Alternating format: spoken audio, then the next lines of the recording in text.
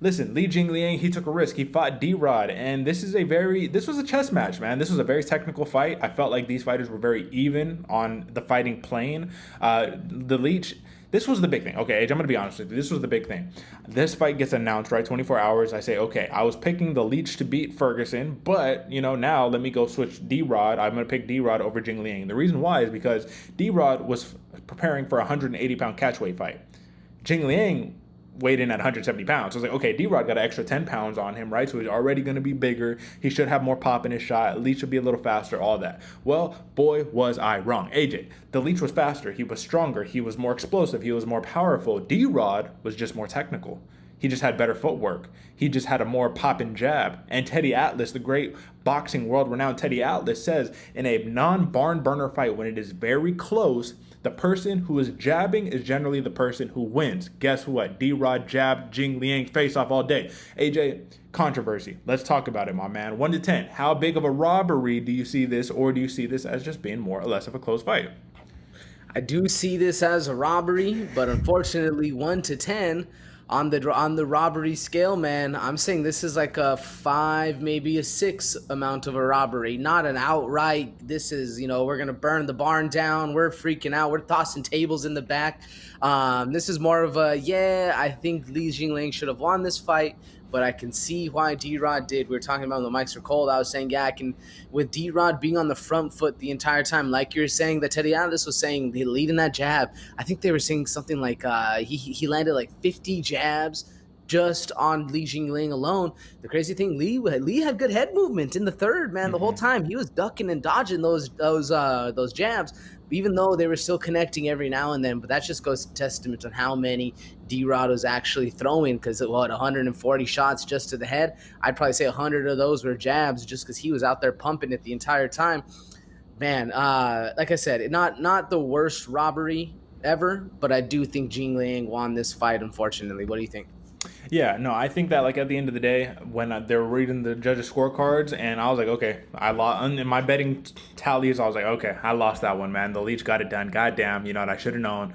And when Daniel Rodriguez, when he got his hand raised, he did a little bit of like a, all right, good shit. You know what I mean? Yeah, I won. But it wasn't like yeah, that's right, like I won. It was more of like, oh, all right, cool. I thought they were gonna, maybe in his head he was like, oh, I thought they were gonna rob me, but they gave me the, okay, all right, right on. I won the fight. Boom.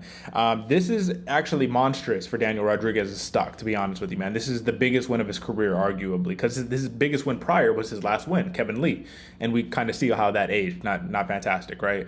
The question now becomes, because if you look at the rankings, look at the numbers, right? I think if I'm maybe these could be backwards. Maybe the Leech is 11 and Daniel Rodriguez is 14. Either way, it doesn't really matter. The whole entire point is D-Rod is going to get a substantial bump in the welterweight division. Now, even though D-Rod didn't get a win at welterweight, does this still count in the welterweight rankings to you?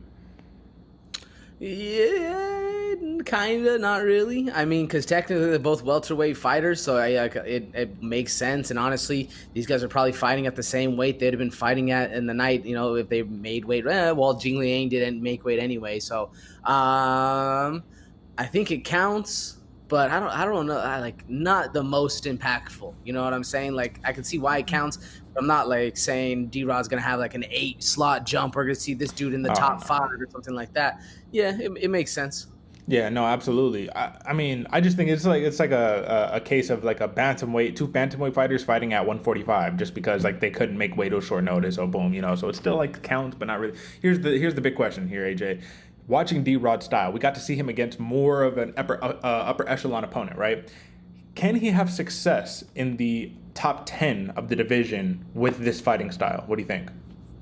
Man, boxing only, very little leg kicks. I mean, he did target the body 17 times, or well, he landed 17 of 22 targets.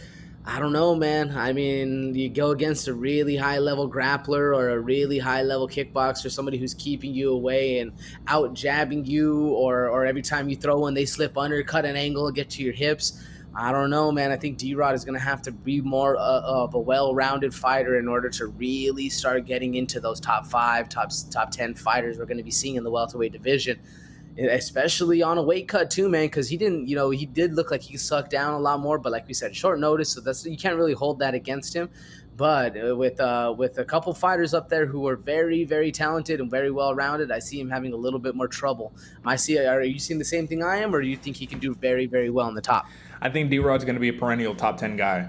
But until you kind of mix it up a little bit more, it's going to be tough, man. It's going to be tough because there's no takedown threat, right? You don't got the real kickboxing threat. It really is a lot of hands, man. And a lot of these dudes might be able to outgun him a little bit. So, especially because, like I said, the Leech just seemed to step ahead, man. So I don't know. But that was a good win by Daniel Rodriguez. And clearly the Leech is going to bounce back. You know, Dana's going to probably do him a couple of favors because, listen, man, this was one of the most unfortunate weeks for a dude who basically saved the card. You know what I'm saying? So big win by D-Rod. All right.